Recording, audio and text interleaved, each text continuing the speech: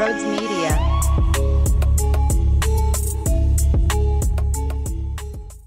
Yeah, they're doing this again.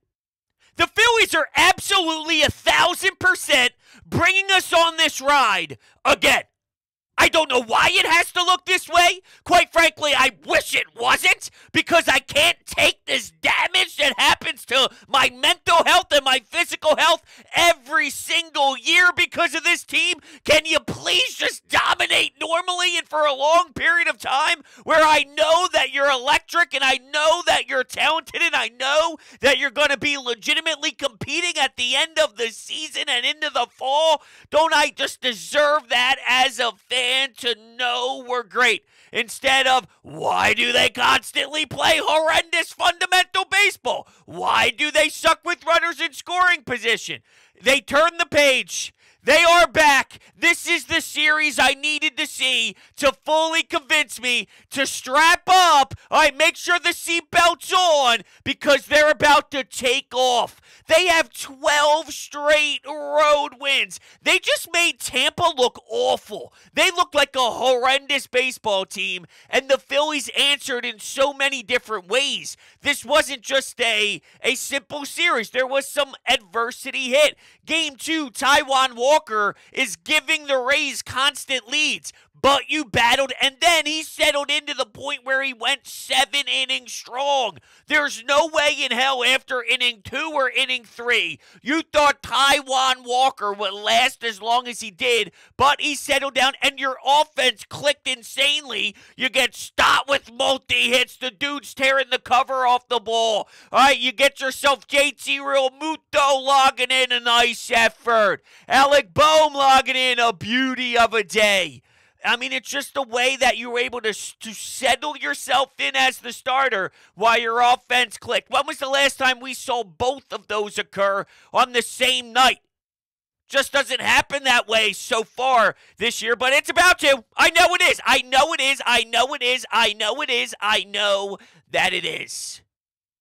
Game 1 in this series, Aaron Nola shines. The dude had 12 strikeouts. And I like the fact that Rob Thompson gave him the nod in the 8th. Even though there was a home run hit, that doesn't really bother me.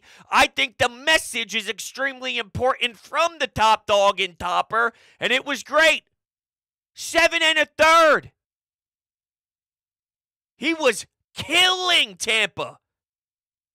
I thought it was strange. You know there's going to be something that I find odd, and that is that after the game, he talked about how special it was to face Zach Eflin just like it was against his brother. What? I'm sorry, what?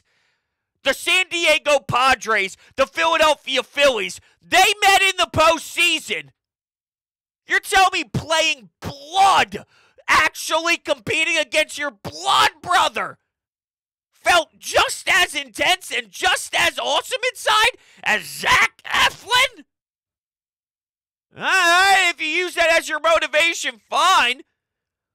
I hope it doesn't take a best friend in Zach Eflin to get you to pitch that way. I want you to pitch that way when you have zero connection to the other team, because we need you. I don't know, maybe Christopher Sanchez is now the ace, and we found it. And it doesn't even matter, because Christopher Sanchez can take the baseball and go 6 and give it 1 earned run. Are you kidding me? This team couldn't win a lick. They couldn't stay involved in games at all when they went to their 5th starter. Now Christopher Sanchez is solidifying that spot and making me actually feel comfortable when it's his day. When the calendar falls and you see, all right, you don't have Taijuan, you don't have Wheeler, you don't have Ranger Suarez. Here's Christopher Sanchez. We're winning this baseball game. Come on, fellas. And your bullpen, exceptional after that. Just in general, I don't think Craig Kimbrell has gotten enough love this season. I was mocked, and I was ridiculed, and people were laughing in my face because I was excited about the veteran leadership that Craig Kimbrell provides. I will never say that I thought he'd be this good, that he'd find this level of closer again inside of him. No way, but I thought he could be extremely valuable. And he's back to almost prime level Craig Kimbrell. blow saves. So he closed out game 1. He was in the tie ball game in game 3. Matt Strahm was the one to finish it. They showed Covey on the broadcast.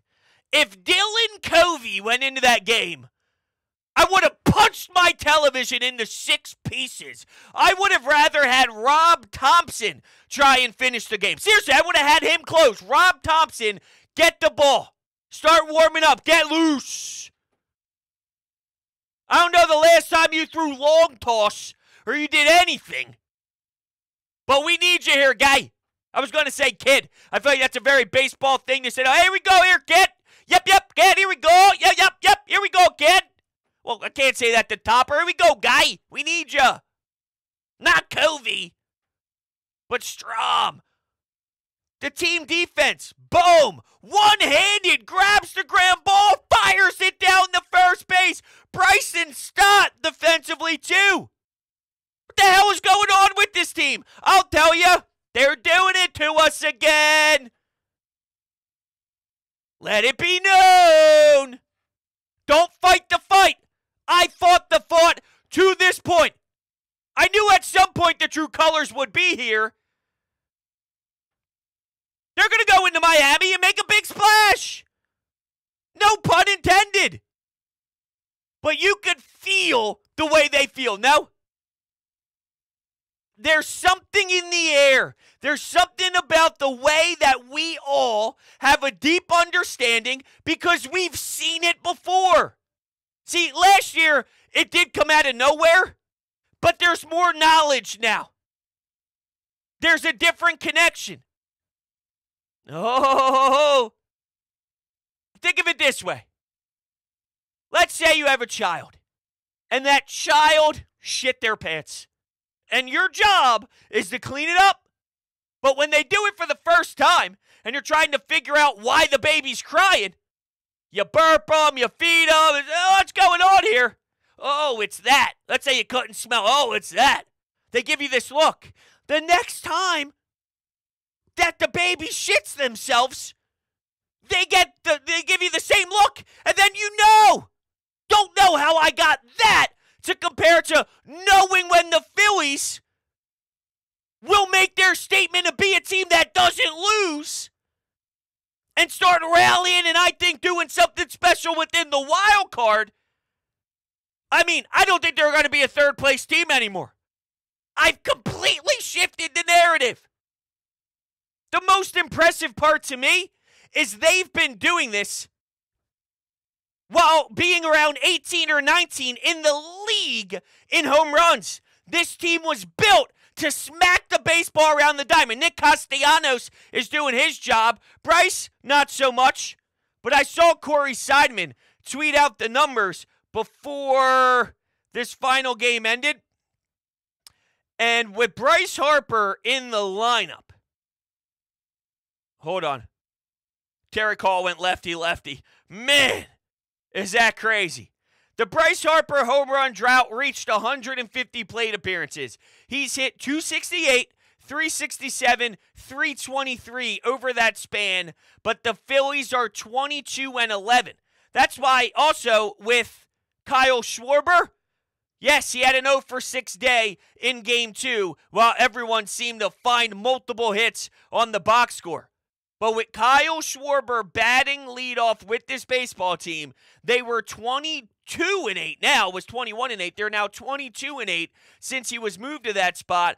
513 slugging and an 846 OPS. There's something about this team having him bat there. Without him leading off, he's not up in the 11th inning. If he's not up in the 11th inning, do you win the game? I don't know. And it is upsetting that they did not cash in early on. You get a few base runners.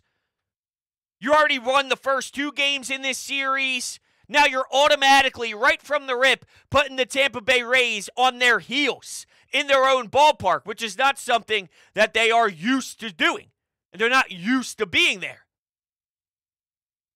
I know everyone's smelling the locker room, and it smells like victory, and it smells like dancing on your own, dancing on my own, whatever the hell it is. I was never a big fan of it, to be fair, so shame on me. But it actually bothered me with how much I heard it. But whatever it takes, just get to the fall.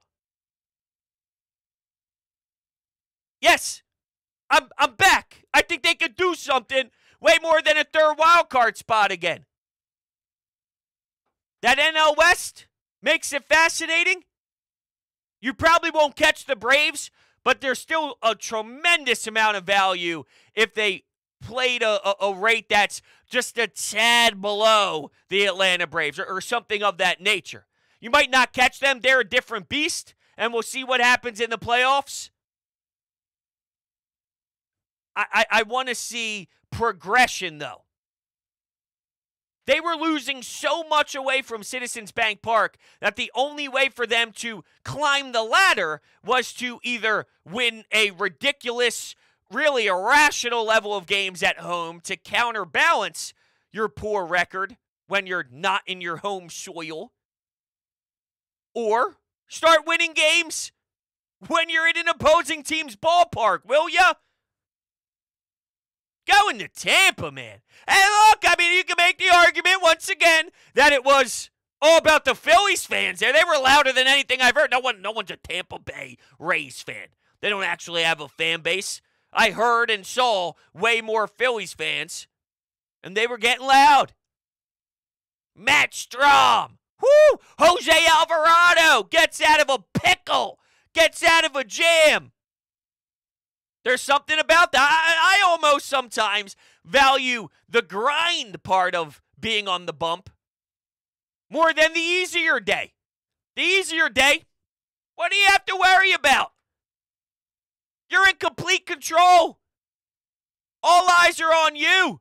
But just go do your thing. Because you've done it through 4. You've done it through 5. You were blessed. You were blessed with the touch. You were blessed with the nasty curve, with the beauty sinker, with an outrageous two-seamer that catches the inside part of the plate, whatever it is. But what happens when the other team starts tagging you and squaring you up? And there's a couple hits in a row with also a walk. Now there's 1 out. You need a double play ball. And I know it looks easy to get double play balls because the Phillies constantly end their innings with displeasure. But how nice was it to watch the opponent go through that? A slam of the helmet, a kick of the bat, maybe trying to break the bat over the over your knee, break the bat over your knee. I just wanted to try that again and make sure you know I do know how to speak English. Although I get it if you question, do I really? Can't wait for this weekend. I'm actually sad that there's an all-star break. Even though Kyle Schwarber could use it big time, Bryce can use it big time.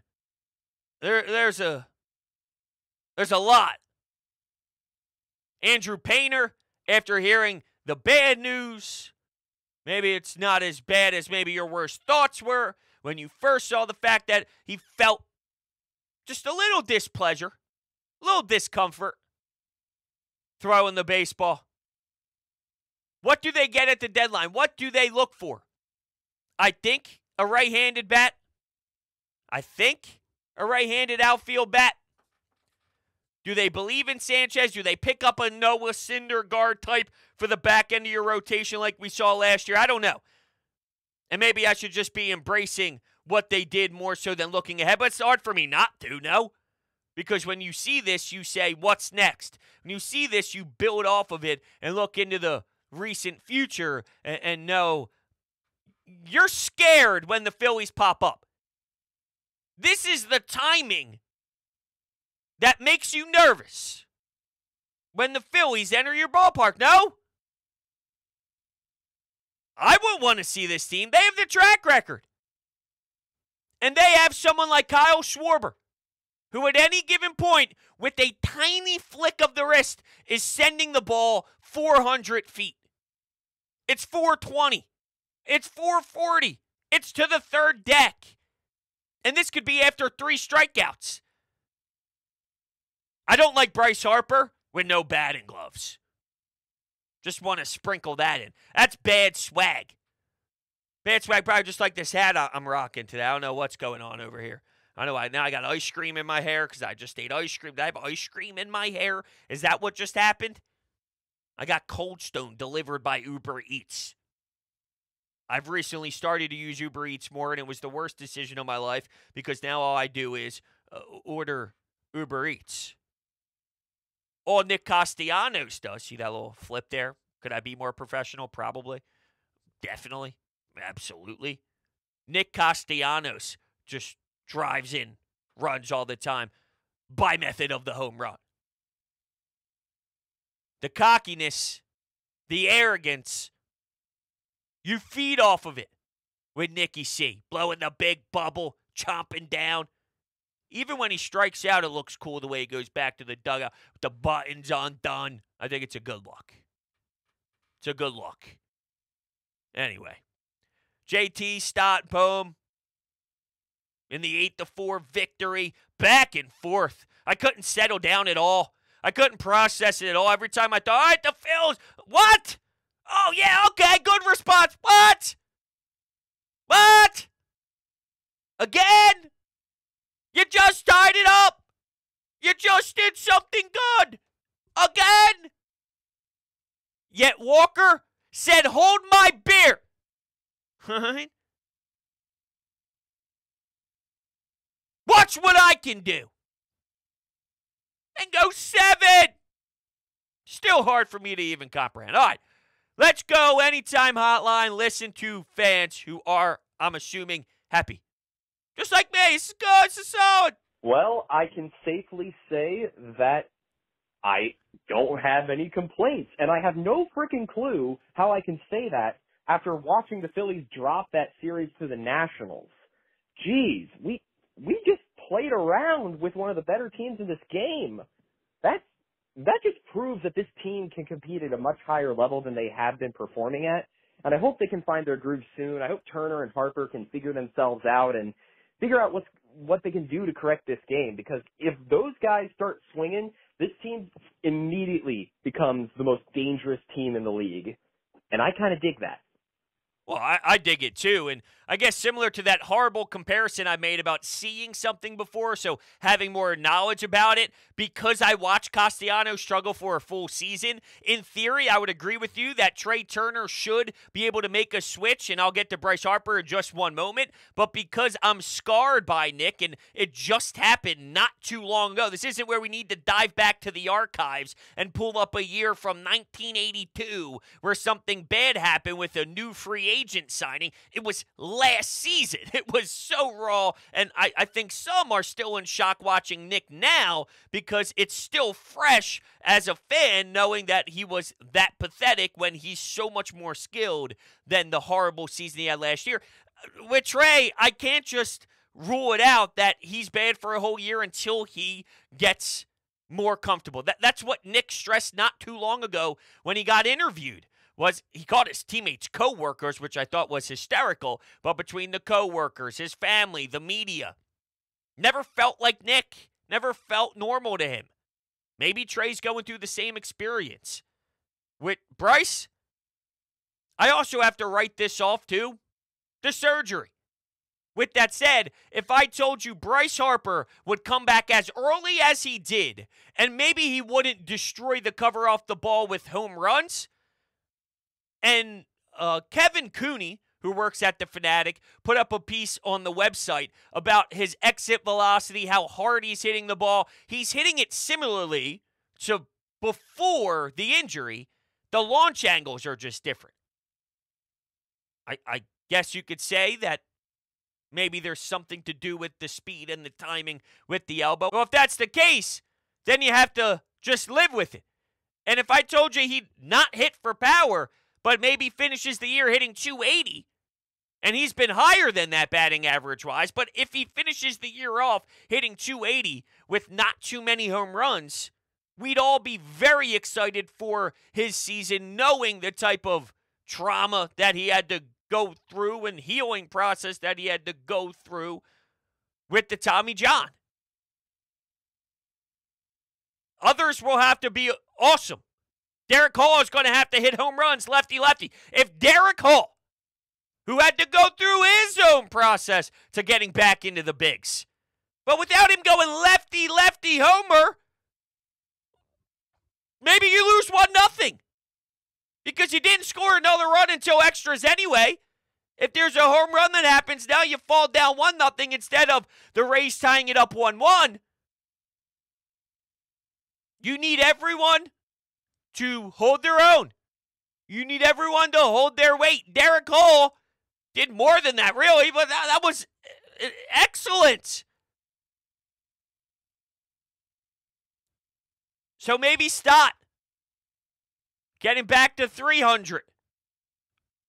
That needs to be consistent. Tall order, tough ask, but the kid is poised as hell. I've never seen someone so confident, so young. I guess Juan Soto when he first came up with the natural. But if that's what we're referencing here, if those are the players who are going to pop in when I make a statement like that, think about the category he's in. Think about the surrounding pieces. Think of the grouping. Ronald Acuna Jr. Okay. And I think those two have higher ceilings than Stott. No disrespect to Stott. But the way he carries himself and the way he looks in the box, there's no short of confidence. None. And that's the difference, though, in this league. Think about how mental it is when you're at the majors. Come on now. What's next? Let's go, baby. Phils win. Get the sweep on the road. You know, going into the series, coming off a 2 out of 3 loss to the Nationals at home. I mean, you know, pretty nervous going into this series. I mean, but the Rays, you know, one of the best teams in baseball, get the 3-game sweep. And now let's move on to the Marlins, man. I mean, this bullpen's electric right now. Really great stuff. Schramm tonight was awesome. You know, let's go Phillies, man. Keep it going. Let's go, baby. I love it. It's fun to have a show like this where it's all pumped up excitement. It's great. That's why I didn't want to overreact to anything Nationals related. It sucked. And it's inexcusable. After the month of June, though, let's just pause. Let's hold off. Let's see what they do afterwards. Is it an uh-oh or is it a problem? Was it a tiny mistake or are you going to jail? We've had some really, really awful comparisons tonight. You know what it is? It's that ice cream. I'm so stuffed that I don't feel on top of my A game right now. What I'd probably be doing, if I didn't have to record this show, was lay on my back on the couch, have one foot over the back of the couch, probably take my shirt off because I'd be sweating with how much I was in a food coma, and I'd be rubbing my stomach in a circle like I'm an old man. That's where I'm at, physically. The things I do. A man of the people. This is no joke. A man of the people. Think about that scenario I just labeled. How nice does that sound? I'm jealous as hell of the broads that's chilling in my mind because that's exactly what he's doing right now. I don't know what the hell is wrong with me. I have no idea. God damn, bro. It's a great series, and what a great game. I mean, my heart was friggin' pounding it. That's the Alvarado, dear Lord. Yeah, dude, I love watching this team right now. They're so electric.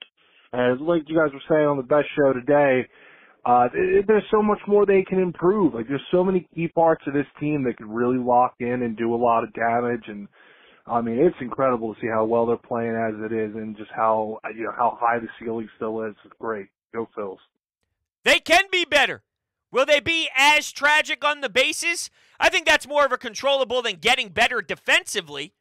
Once Bryce returns, I don't know what a fair expectation is for him over at first. I think he's just a natural-born athlete, and everything he does to this point in his career doesn't really add up. So with that, he's a cyborg. He's not even a human species, so he's a Martian. Everything he's asked to do. How is he hitting close to 300 in a downtime? We are freaking out that he's not hitting enough home runs, and he's not.